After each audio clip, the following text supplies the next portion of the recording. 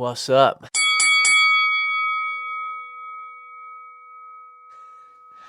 It's your boy Carl, we are back with another video, and this one is completely boxing orientated. Now you will see that I'm in a bedroom, alcove in a bedroom, little sex dungeon thing. It's not a sex dungeon, don't know why I said that. Wait a minute! Who are you? Anyway, I should be in a particular location in London, next to the London Bridge. I won't disclose where that is. If you know, you know. I should be at a certain press conference between Mr. KSI and Mr. Dillon Danis, who didn't turn up, by the way, even via video link. Yeah, but I'm not feeling very great. Got a little bit of COVID or something on the go, and I didn't want to be irresponsible going down there and passing that around potentially. Yeah, just decided not to go down. Providing the fight goes ahead, by the way, because him not showing up at all today is very surprising.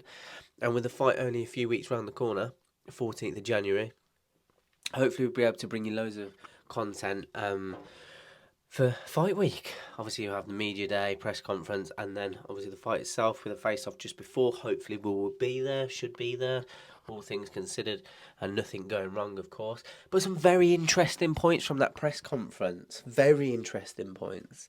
One of them was KSI. I'm sure, if I didn't hear it incorrectly, KSI pretty much admitted that he turned down the Jake Paul fight. Pow! Now, read into that what you will. We want to say he's ducking it, whatever, that's up to you. Part of me thinks maybe there is that, because KSI's not stupid. Is Jake Paul ahead of KSI technically at the moment? Probably. Do I think it would be silly for KSI to take that fight immediately? Yes. He said himself that he was offered to take that fight middle of next year, and as said, doesn't make sense to him because he's enjoying what he's doing at the moment in terms of building himself as a fighter, and Jake Paul is the end goal. Now that may very well be the case, but I do think that deep down he knows he's not in his best. He likes to make Dragon Ball Z kind of analogies, doesn't he? So he's not in his final Super Saiyan form, and he probably doesn't feel he's ready for it deep down. You read into it what you will, but here is the clip. I could fight Jake middle of next year if I wanted to. You know, I was definitely offered to. Why are you running? Why are you running? But I said nah because I'm enjoying this too much. If I don't know if that's kind of weird. I'm just, you know, I didn't expect to just be so obsessed with being able to just improve so much. I think I'm just on a level where I'm able to just keep going and keep going and keep going way further than I thought. Like, it's crazy. I never thought I'd ever be able to get a 5K under 20 minutes. And now I've breezed past that. Now that's nothing. And to be able to just know that I could go further beyond, I think it's just sick. And I just don't really want to end it so quick because I know as soon as I fight Jake, it's done. Like, I have no intrigue or interest to do anything else boxing-wise. So I don't know why I'd want to end it so quickly. I kind of just, I'm enjoying the journey too much. Now, do I think JJ is capable of beating Jake Paul? Yes, absolutely. At some point in his character arc, per se, he's more than capable of getting to a point where he'll be able to beat Jake Paul. Now, is it the right decision for him not to fight him now? Absolutely. Of course, you want to build these things to the point where, you know, it is the mega fight. And I think it's already that, but it absolutely can be built even more on JJ's side because, yes, Jake Paul hasn't fought a real boxer. But you can't take away from the fact that he has fought people that strike in the game that they've been in, albeit, you know, they're retired and they're older. But we're talking about Tyron Woodley. We're talking about Anderson Silva. I don't care who you think these people are just because they're, you know, touching 50. Like, these are greats of the sport. And you still got to have something about you to be able to beat these types of people. Of course, you know, they go on a downhill trajectory, but still, You know, it's muscle memory. They've been in the game. They've been professional fighters for longer than some of you have been born. Do you know what I mean? So you can't take that away from him. Now, is it going to be a different story if he fights a professional boxer? Arguably, yes. But you have to look at the classic side of professional boxing as well. Lots of boxers, most boxers, especially ones that have that kind of aura about them that are potentially have a trajectory to do well in the sport, they'll fight journeymen. The majority, you might find a boxer. Look at Anthony Joshua's record. If you go back, I'm sure in the first 10 fights, you'll probably see a combined loss record between those fighters of 100 losses. That's normal in boxing. So it's easy for people to pick at Jake Paul. And I'm not defending him by any stretch of the imagination or like his personality or whatever, but it's easy for people to pick at his record. He's just at the very beginning of what you would call his career, and they're operating in a different space entirely. So it's going to take a lot of work for KSI to be able to get to the point to be able to beat him, but has he got it in him? Absolutely. He's built differently. JJ's built differently. He's got many career paths, and he succeeds in every one of them because of the drive and determination and to want to succeed. And I don't doubt that's something that he's got about him in this. It would be an excellent fight. Would I be surprised if Jake Paul won? No. Would I be surprised if KSI won? No. That's why it's an excellent 50-50. And it will be a great fight at some point when it happens. Do I expect to see it in 2023? No, I don't. I think it will probably be mid-2024, and I think that's probably the right way to go about it. Another name that cropped up, no prizes for guessing. Top G, Andrew Tate. That man's name can't be left out of anybody's mouth. Here's the clip. JJ, so one for you, but yeah. Kalle and Joe, you can chip in because I think it'd be great for business potentially. Lots of names mentioned in this room today, but one hasn't been mentioned. That's Andrew Tate. Would you be willing to fight him next, and would you put an offer in? I mean, of course, like Andrew Tate is someone that says he'd fight anyone, and then when people come up to him with negotiations, he then goes, "Oh, I need warm-up fights." I think he knows if he loses a fight with either me or Logan, etc., his whole career ends. His whole situation ends. He can't, be this top G anymore because it just doesn't hold any weight anymore. So I think he's quite mindful of that fact. And, look, it's always a fight that everyone's, looking at. I'm looking at it. I would love to fight him, but, it's not as easy as you think.